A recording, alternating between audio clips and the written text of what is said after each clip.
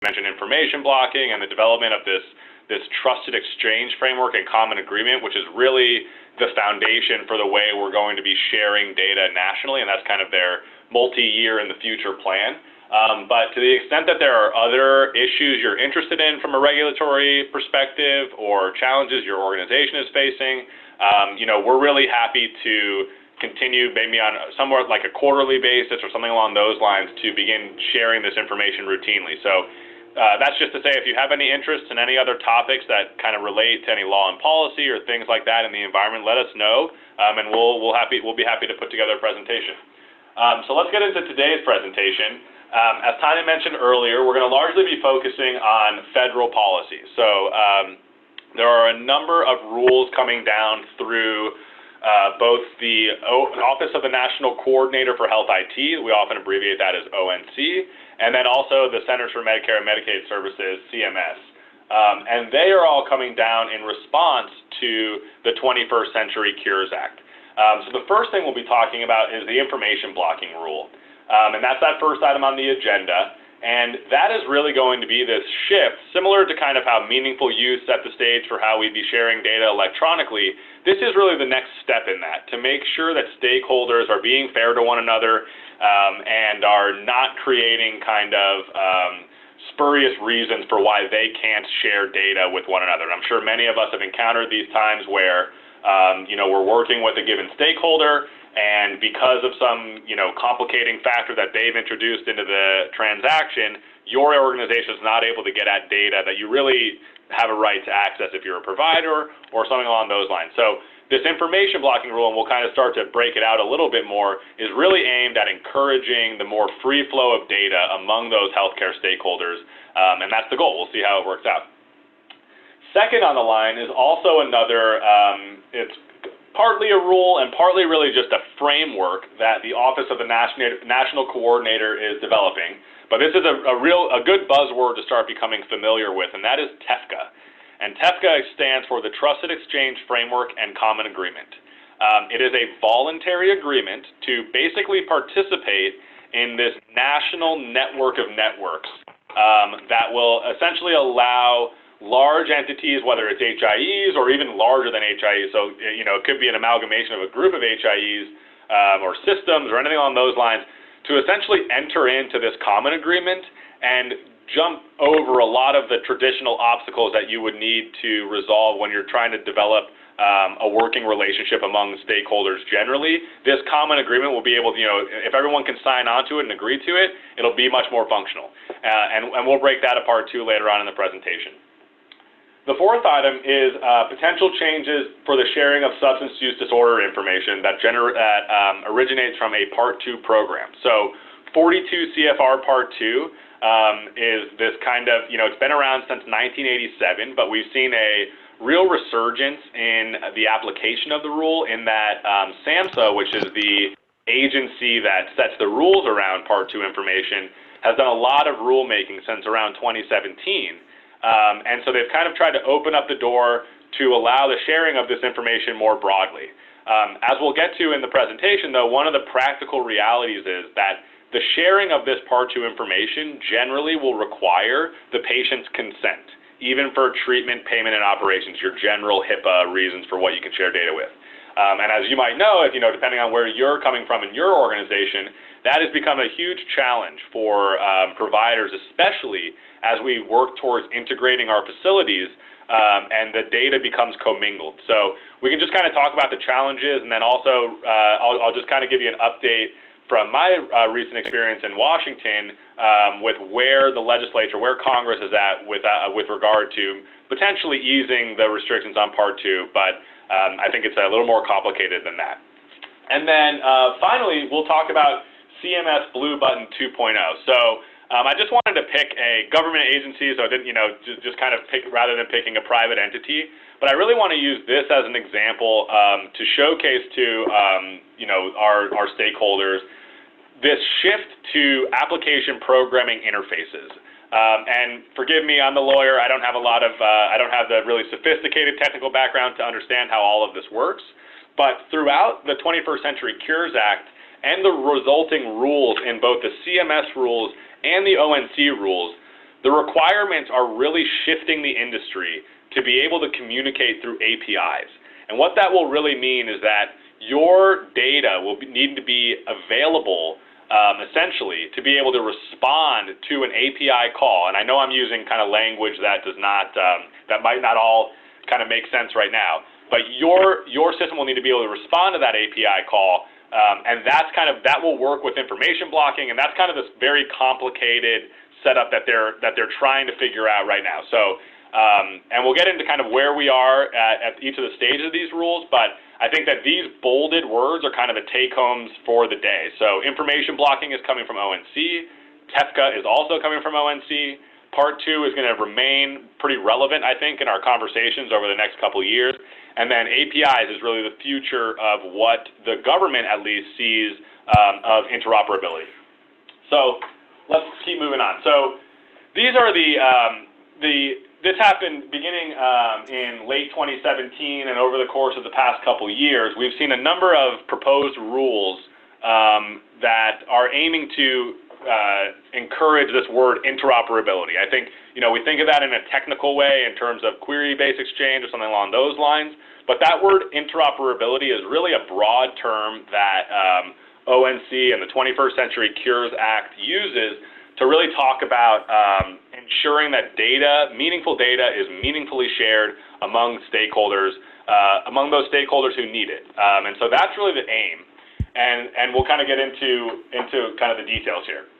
So first, let's talk about information blocking in detail. I also just want to, I forgot to say this at the beginning, I just want to note, I think there's quite a few people on, so maybe, and everyone's been muted, so I appreciate that, but I do have my chat box open, so if you do happen to have a question, feel free to write it in the chat box, and I will try to respond to that. I've got a couple screens operating here, but I will try to get to any questions, and if I'm not able to, I'll be sure to follow up via email.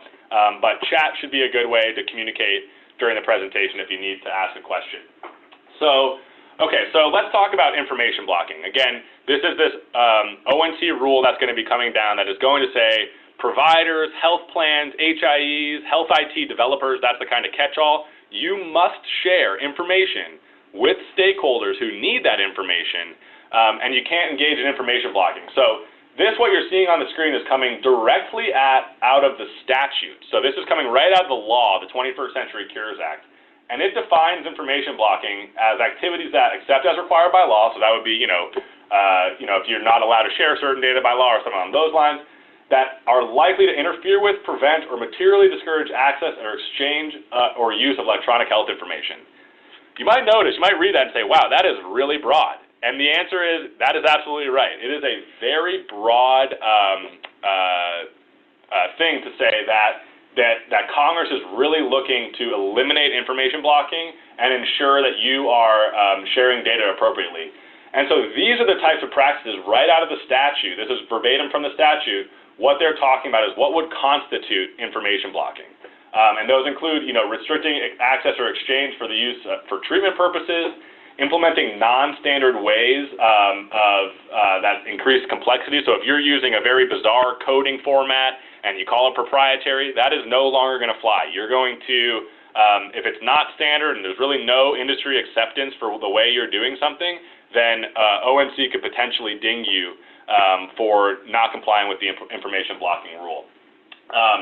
And then finally, is that third one is the completeness of that information. So I'm sure many of you, depending on what organizations you're coming from, might often get a response to a request, but it's really not what you were looking for. And again, that is one of those things Congress is trying to resolve by making sure that they prohibit other entities from excluding that information from your systems. Okay, so that's what happens at that's kind of the definition of information blocking at the statutory level. So here's kind of how that flows down through the statute. And what the 21st Century Cures Act does, so what I'm saying statute, 21st Century Cures Act, same thing. What that act authorizes is the Office of the National Coordinator to develop rules. And so that's really what we're talking about, is those rules, and we'll get into the details of what they are. But really what they're tasked to do is develop rules that kind of more broadly define what information blocking is, and importantly develop exceptions to what to information blocking. So general rule is you're not allowed to information block, and then there are 7 proposed rules that we'll discuss in a moment that would be a lawful reason to restrict information from going to a particular entity.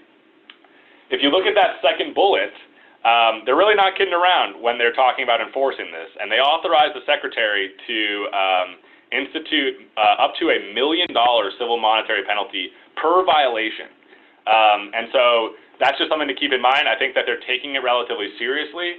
I've heard, I am relatively young in my practice, so I didn't go through the entire meaningful use rigmarole, and I've heard that that is kind of the same teeth that meaningful use had. But I would say that I would take ONC quite seriously now because they've really gained a solid footing since their development over the late 2000s or mid to late 2000s, and I think that they're really looking to develop a strong rule that they intend to enforce. And if you look at the factors for enforcement, these are them: the nature and extent of the harm, number of patients affected, number of providers affected, number of days information blocking persisted.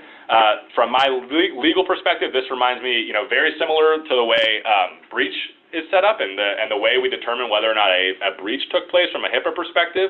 And I think they're trying to use that as a kind of basis to say, if you're really going to cause a serious issue among patients or among providers, they're going to look at that as the reasons for whether or not, you should be enforced against.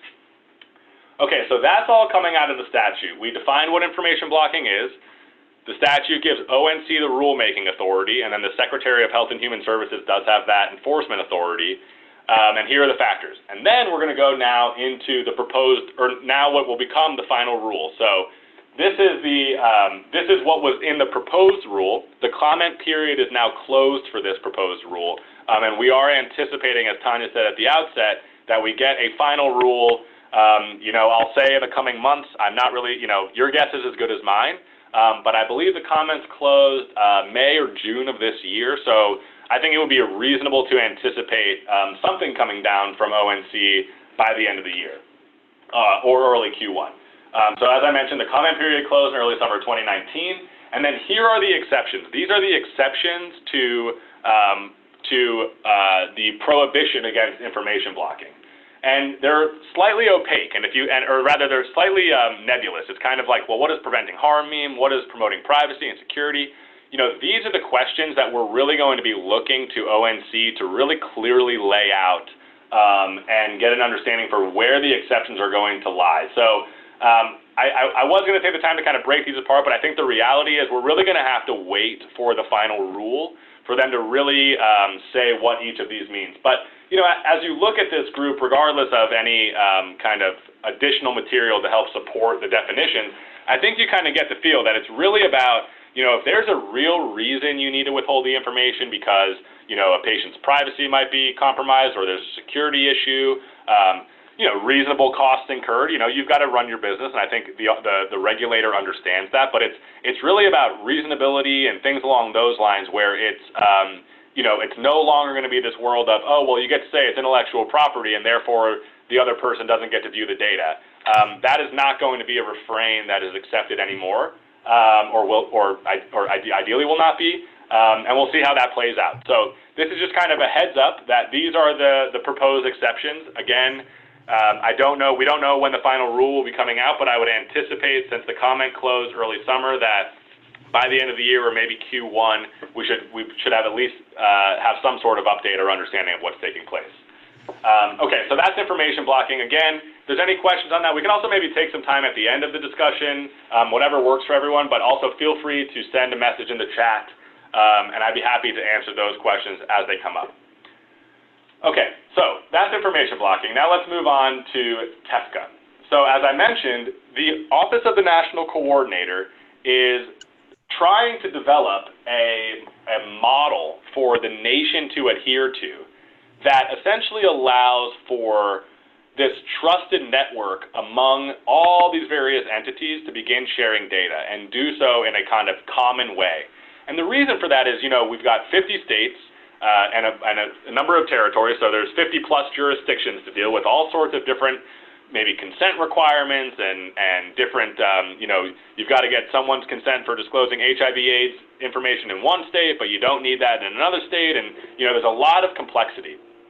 what they're trying to do is essentially create an agreement infrastructure that allows that all to be taken into account, but allows the data to be shared meaningfully as well. So, that's kind of what the overall goal is, to develop this structure. And this is the chart that the Office of the National Coordinator is circulating, where on the top you'll see this umbrella organization, and that is known as a recognized coordinating entity. And that entity was named just a couple months ago as the Sequoia Project. They're a nonprofit, and they are going to be, and they're kind of a nationally recognized entity that's kind of been in the space for a long time.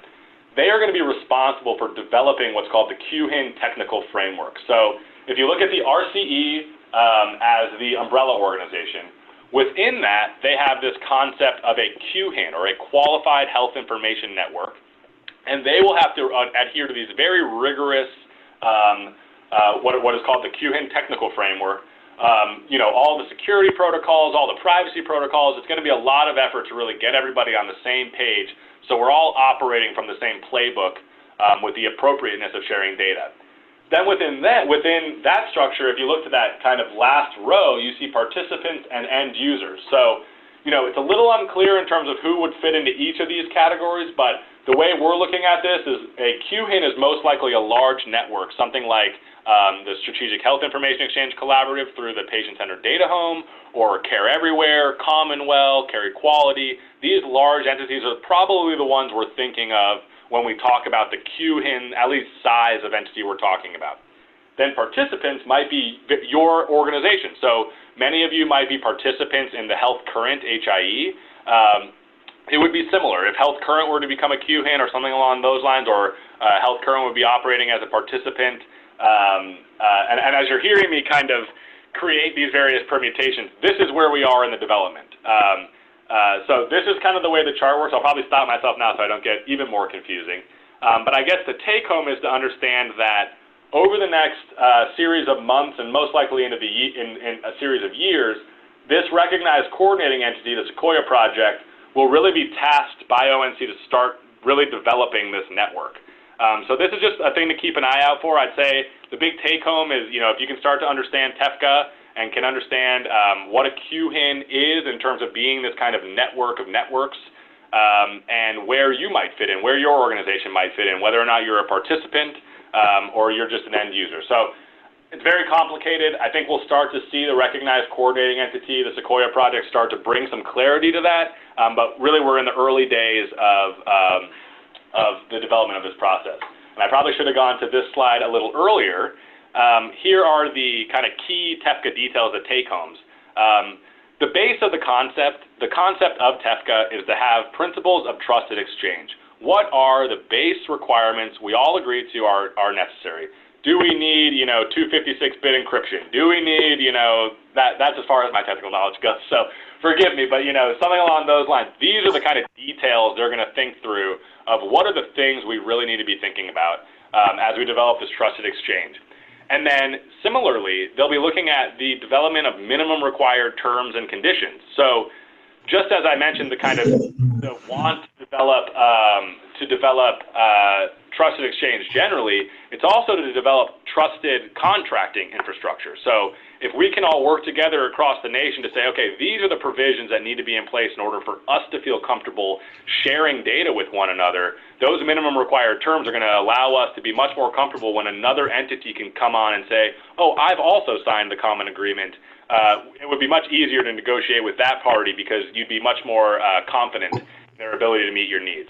And then, as I mentioned there, the Sequoia Project is the one leading this effort. So these are kind of the key TEFCA details. I think there's a lot. There's still another proposed final rule coming down with some additional details, and we haven't really seen the Sequoia Project begin producing any of their products. So it's very early days, but I think these are some good key details to keep in mind as we begin the process. Okay, so I know we're unloading a lot of information on you in a very quick amount of time. So those were the two ONC topics. So the Office of the National Coordinator for Health IT. Again, we're expecting what were proposed rules to be coming down in their final state, and there'll be final rules.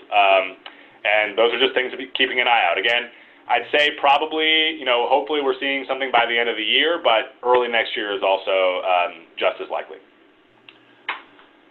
All right, so now moving on to 42 CFR Part 2. So for many of you, this might be a new concept, or for many of you, this might be one of the, constant headaches you deal with all the time. But just by way of a broad overview, let's talk about the data we're talking about. So first things first is that Part 2, or 42 CFR Part 2, only applies to patient identifying information. So we normally would just consider that as protected health information, or PHI, that identifies a person as having or having had a substance use disorder directly or by reference to publicly available information, which really is just this broad way of saying, if it can identify this person in any way, then it could very well be Part 2. And then it's got to meet this third requirement, that it originates from a Part 2 program. So that's the big kind of thing to think about. And maybe that's kind of the take-home from this perspective, is to identify whether or not your organization is a Part 2 program.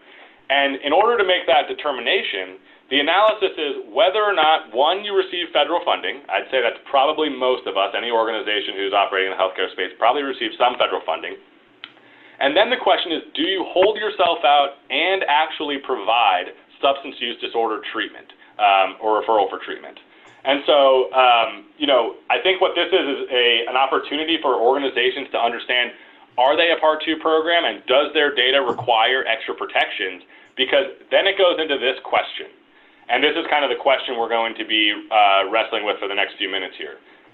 The question, or rather not question, but the reality, the rule of thumb is that when you are dealing with Part 2 data, patient consent is required unless an exception applies. And that is different from HIPAA. So as many of you know, when we're talking about making disclosures under HIPAA, generally for what would be referred to as TPO, or treatment, payment, and healthcare operations, we don't need the patient's consent. If you are operating in one of those categories, like you are a covered entity and you're a physician providing treatment, or you are a payer who's going to be paying for that treatment, you generally do not need an additional consent of the patient. However, in Part 2, you do need that. And so it creates this very complicated reality we have to deal with, which is demonstrated on this next slide. So what you see here is the way Health Current, the HIE, this is our kind of full-scale privacy approach, but I'll use this as a way of depicting the practical impact of Part 2. So if you look at the green arrow coming through here, we have our general physical health and general behavioral health data that stays in that green cylinder and is generally accessible by any participant authorized user. So if you work for either a participant health plan or you work for a participant healthcare provider, you can access that information just by virtue of having access to the HIE. Then there is that second category of information where it's Part 2 and behavioral health data that cannot be separated.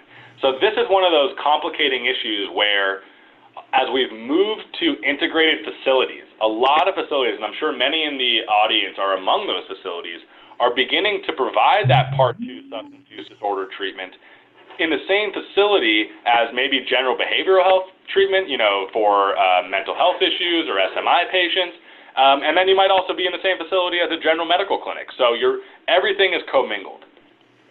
What winds up happening as a practical matter is that none of that data is available without that patient's written consent. So if you look into that yellow cylinder and you see that red bar that I've kind of tried to draw around the cylinder there, any of that data, including the non-Part 2 data, is not available unless you have the patient's written consent. And so this, as you can imagine, causes a really big headache for everybody, because it's protecting a very small amount of data, but it's also segregating all of this behavioral health data that's not is not Part 2 data, but because it's commingled, we have to take that conservative approach to be sure that it's not being shared. Okay, so I went into the very deep kind of like legal details of why we go through that, all for the reason to say, I think the nation is starting to see this type of thing, these type of practical realities arising from Part 2, and is trying to find ways to either ease the rule, or, as we'll get to later in the slide, potentially change the rule to ensure that we're kind of meeting the various workflows and the needs of our community. So let's first talk about what's happening at a rulemaking level. So as we mentioned earlier, you've got the statute. That's the thing that's changed by Congress. And then you've got these rules. So that's going to be in that C.F.R, Code of Federal Rules. So these are two new proposed rules that are coming down from the Substance Abuse and Mental Health Services Agency, the SAMHSA. The first one is really this extremely serious crime rule that basically allows for disclosure of Part 2 information without consent in the event of an extremely serious crime. That's kind of just a new broad thing.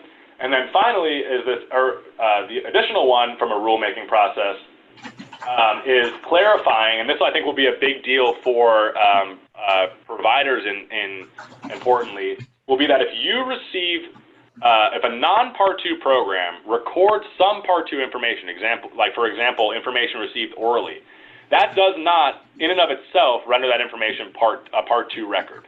And that's important because of redisclosure requirements around that Part 2 information. Now, if you receive a Part 2 record, you're going to be bound by those Part 2 redisclosure requirements. But what this one rule is clarifying is that if you receive it orally, or you just happen to know for some reason the person might have had a substance use disorder in the past, but it's not coming from a record, you can document that in your record, and it is not going to be automatically, Part 2 information that you need to have these redisclosure restrictions. So I put this slide up here, point you to the comment closing in just a few days here, about 8 days here. This is something, if you are in a provider organization, maybe bring this back to your legal team and to your compliance team, because I think this will be a bit of a change that might be helpful for you to understand, and potentially will help you with developing some workflows that will lead to better sharing of information. So. But I do want to take you to that last line on that slide, because the reality remains that even with all these proposed rules, even with the extremely serious crime exception or potentially data, information you receive orally, the general rule of thumb remains that you need the consent of the patient in order to share the data. And as I know a number of you know and understand, trying to get that consent meaningfully and be sharing that throughout the community is just a huge challenge. So, what are we thinking about? We are thinking about, at the national level, whether or not there is room for legislation to amend the original statute we mentioned to allow for the disclosure of this information for treatment, payment, and healthcare operations, TPO. As a practical matter, what that would really do is really align Part 2 and HIPAA. So at any point, all of this data is still protected under HIPAA.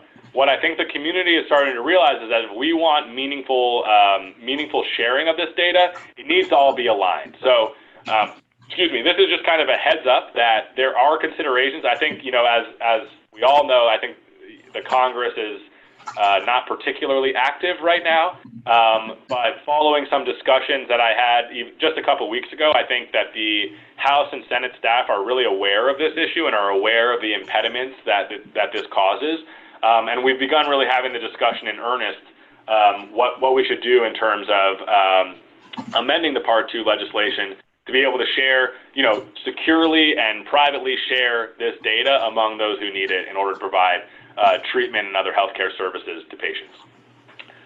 Okay, so that's Part 2. And now we are on to our last topic of this CMS Blue Button 2.0 concept. I do have to admit that I don't have a massive amount of experience with Blue Button nor Blue Button 2.0, but as I mentioned earlier, I think this is really just a way to demonstrate this general shift we're seeing driven by the federal government, but I think also largely supported by the community and by industry stakeholders to begin two concepts. One is engagement of the patient. So that is just something to be on the lookout for, that all of these rules are really trying to get to the point where the patient is more engaged with the sharing of their own health information. And so as we saw in the original Blue Button permutation, it was all about having the patient be able to download and save a file of their personal PHI. And so that would basically be a one-off way to say, okay, a patient comes in and they want to access this specific Medicare data, then CMS will give them a copy. In CMS Blue Button 2.0, and I'm taking this really directly from their words, it's a developer-friendly, standards-based API, so application programming interface, that enables beneficiaries to connect their claims data to applications, services, and research programs they trust. So what you're seeing there, and what I'm trying to demonstrate here, is that it's no longer just, okay, let's get a copy to the patient and they'll have that available to them. It's really moving more towards being able to allow the patient to be the driver of sharing their information among whichever stakeholders they want to share it. And so, this is happening at a Medicare level. It's only happening to, a limited population and a limited amount of data. But I think this concept is an important one to understand, because this is really the base concept they're going to be using to develop regulations likely well into the future. So really the two take-homes here are additional patient engagement and control and just involvement with the sharing of their healthcare records, and then also doing so through an application programming interface. This mechanism whereby it's a uniform way for various clinical data repositories to be able to contribute, as they say in this quotation right here, to other applications, services, and research programs. That's the goal, is to be able to share information at the patient's discretion in a standard way. And that standard way is through an application programming interface or an API. Okay. And this is really just kind of this is the summary of what we talked about. So, and I think it'll be, we went a little quickly. I know I talked fast, so I apologize if that whirlwind was a little much for anybody. But hopefully this slide will help to sum it all up. So number one on our list is to keep an eye out for the release of ONC and CMS final rules regarding information blocking, TEFCA, and I should include, the CMS rules really relate to that API and patient involvement. So those are the things that we're all awaiting final rules on. I think you're ahead of the game if you really even know what information blocking is, or TEFCA, just to have a base understanding of that, because it really is early days. We're really not even in the final rule stage where we know what the regulator wants to do. And so that's kind of the number one thing to keep an eye out for. Number two is once those rules come into place, right, so those will come through ONC or CMS, those are the regulators. Once Congress has a chance to review those rules and identify kind of gaps where where the rules fall short, or maybe there are just certain things that Congress did not initially anticipate, we should anticipate the likely introduction of what I'm calling 21st Century Cures 2.0. We met with Congresswoman DeGette's office, who is a Colorado congresswoman who was instrumental in developing 21st Century Cures, the original one. They do not like the term 2.0, but I think as whatever we want to call it, I would just anticipate that as we get final rules, they will start to be developing legislation that will kind of be responding to whatever gaps Congress saw within those rules. The number three thing to keep an eye out for is potential traction for amending that consent requirement for that 42 CFR Part 2 data. There was a time where just even a few months ago, the American Medical Association and others their position was against amending it in this way. We've actually seen them rescind that position. So it seems like there's growing consensus for amending the Part 2 rule to allow for disclosures for treatment, payment, and operations. But I think that's really just something to keep an eye out for. I will say also under number three, and we talked about this on the slide with those SAMHSA rules, like the extremely serious crime one. SAMHSA is really kind of at the end of the road for what they are able to do within the regulation. I think they've done a really good job of trying to make the data as available as possible. They've tried to clarify, as I mentioned earlier, if you receive the data orally and think, is it not subject to the Part 2 rules? And I think they've done a great job doing that. The practical reality is, though, so long as that statute is in place that says you need to get consent for treatment, payment, and operations, the broad reality is that it's going to be an impediment. So the regulator is definitely, I think, bringing it on the right track, but it's going to require a statutory change in order to have a meaningful change that allows for that enhanced sharing of that type of data across the nation. Okay, so then in number 4, keep an eye out for the continued use and development of Blue Button 2.0. I think that a lot of stakeholders will be able to have some good understanding of best practices for the way APIs work and the way patients can be involved with the sharing of their information. So that's just kind of a thing to keep an eye out for. And then I would say if there's any main take-home in terms of understanding where the regulator is or where the federal government is from a regulatory perspective, it's number 5. And number 5 is that they are moving towards an API-based communication among stakeholders. So, it's really going to be fundamentally important that you're conscious of where your systems are, what their capabilities are, and making sure they align with these federal standards. Because I think it's going to become more complicated to the extent that certain systems do not do that. And then, as I bolded there, right on that last line, patient engagement is the word of the day for the federal government. I think it's a little early in the development of that concept. There's not a lot of rules that say very specifically exactly what all of that patient engagement needs to look like. But I think at a root concept, we can expect more rules in the future that really encourage stakeholders to engage their patients. I'm sorry this is loud. I got it down as low as it'll go. And make sure that they are sharing data in line with what the patient, however the patient wants to share it. And that takes us to our last slide. So thank you for joining. Maybe while we're here, it looks like we've got about 20 minutes left. As I mentioned, we've got the chat open. And then I guess please feel free to unmute to the extent that you have that ability, and we can stick around for some questions.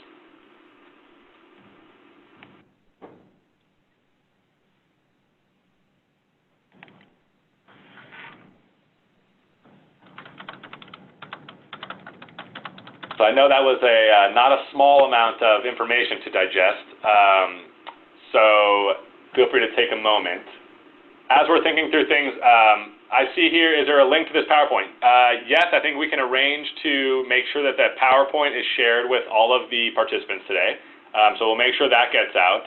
I'll also say, as people are maybe thinking about specific questions on this topic, we would love your feedback in terms of how you like this presentation and the content and what you might be looking for in the future in terms of similar presentations, either from a regulatory standpoint or if it would be helpful to, I'm certainly not the expert on APIs or anything along those lines, but to the extent that we can bring someone in who can kind of give a broader picture of all that, we would be happy to do so. So certainly doesn't have to be today, but to the extent that you do have ideas, feel free to respond either to Tanya directly or to the email when we email out the PowerPoint with ideas you would like to see for the future.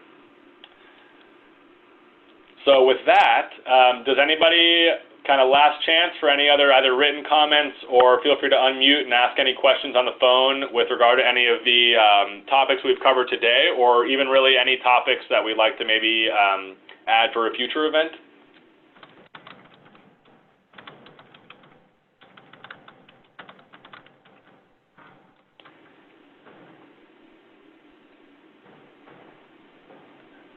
So I see, and just a message here, can we in the future discuss BAA in Arizona? I think we're talking about business associate agreements. Sure, we could probably do a kind of broad HIPAA maybe update or tutorial or something along those lines if that's what we're looking for. Don, feel free to send an email if you have any kind of additional details you're looking for, but I think, yeah, we definitely can find the right people and put together a good presentation to share that type of information. Okay, well, if there are no other questions, as I mentioned, please feel free to share, any thoughts on the presentation or anything else you'd like to discuss at future kind of these types of presentations. And keep an eye out for any other Arizona HIMSS chapter events coming up in the future. Tanya, did you want to say anything else to close out?